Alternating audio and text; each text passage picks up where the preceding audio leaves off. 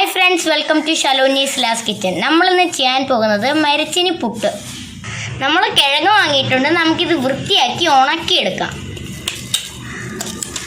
നന്നായിട്ട് വൃത്തിയാക്കി എടുത്തിട്ടുണ്ട്. നമുക്കിത് നൈസായിട്ട് അരിഞ്ഞെടുക്കാം.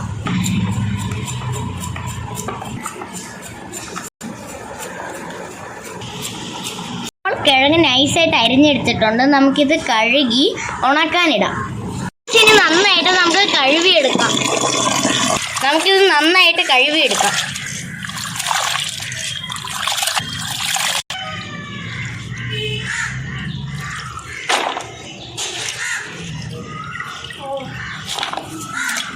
നമുക്കിതൊന്നും കൂടെ കഴുകിയെടുക്കാം.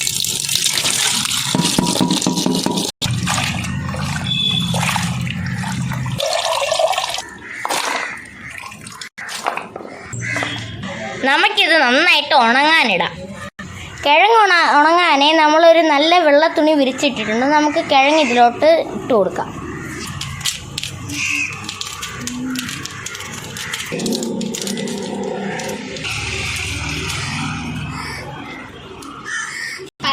നമുക്കിത് 2 ദിവസം നന്നായിട്ട് ഉണക്കിയെടുക്കണം.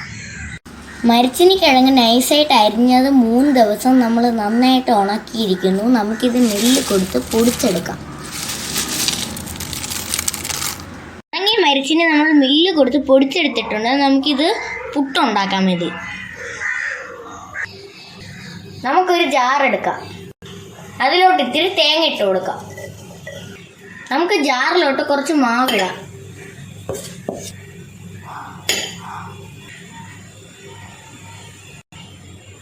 ആവശ്യത്തിന് ഉപ്പിട്ട് കൊടുക്കാം. കുറച്ച് വെള്ളം ഒഴിച്ച് നമുക്ക് അരച്ചെടുക്കാം. നമ്മളിത് അരച്ചെടുത്തിട്ടുണ്ട്. നമുക്ക് ഇതൊരു പാത്രത്തിലോട്ട് മാറ്റി വയ്ക്കാം.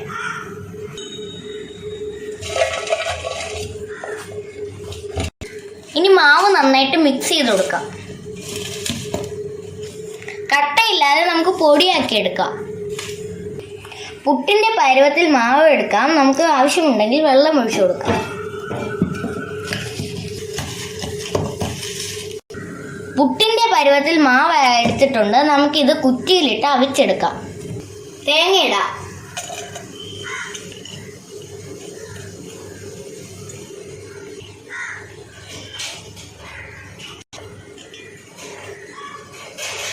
നമ്മൾ കുറ്റി നിറച്ചിട്ടുണ്ട്. നമുക്കിത് അവിച്ചെടുക്കാം.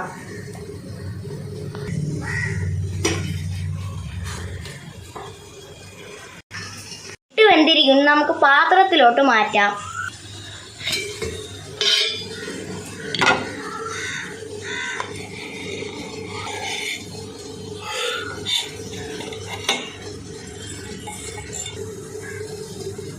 പയറും പപ്പടവും വെച്ച് കഴിക്കാം, മീൻകറി വെച്ച് കഴിക്കാം, ബീഫ് കറി വെച്ച് കഴിക്കാം. അത് നിങ്ങളുടെ ഇഷ്ടം. എല്ലാവരും വീട്ടിൽ ട്രൈ ചെയ്ത് നോക്കുക. ലൈക്ക് ചെയ്യുക, ഷെയർ ചെയ്യുക, സബ്സ്ക്രൈബ് ചെയ്യുക.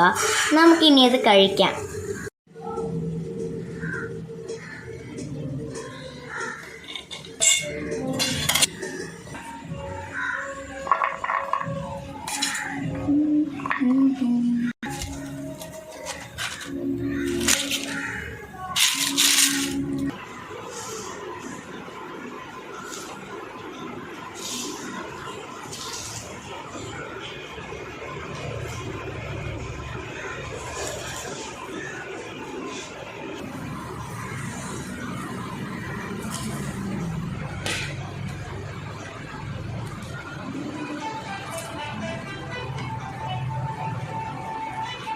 എല്ലാവരും വീട്ടിൽ ട്രൈ ചെയ്ത് നോക്കുക.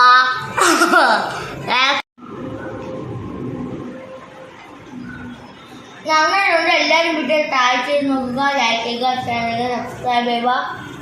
മരിച്ചിനി പുട്ട് ഉണ്ടാക്കുമ്പോൾ നിങ്ങളെല്ലാവരും ചൂടോടെ കഴിക്കണം. അല്ലെങ്കിൽ അതിൻ്റെ ടേസ്റ്റ് അറിയാൻ പറ്റില്ല. എനിക്ക് സംസാരിക്കാൻ പറ്റുന്നില്ല. ഞാൻ ഫസ്റ്റ് കഴിക്കട്ടെ.